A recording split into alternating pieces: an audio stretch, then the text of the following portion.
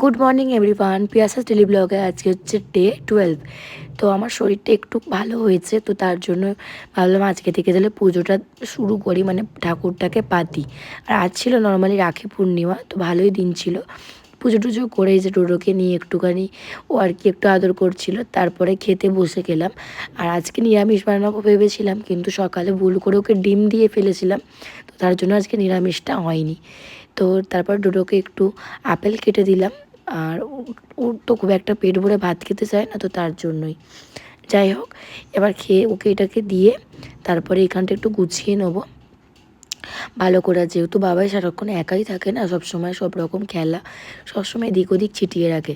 তো যাই হোক, এগুলো পরিষ্কার করে নিই। আর এই সোফাটা যেহেতু নতুন, তো এর জন্য কভার মানে আমাদের আগে থেকেই ছিল, তো এটাকে ভালো করে সেট করে দিলাম আর এগুলো মুছে নিলাম। তো দেখা হবে একটা নেক্সট ভিডিওয়ে। Thanks for watching.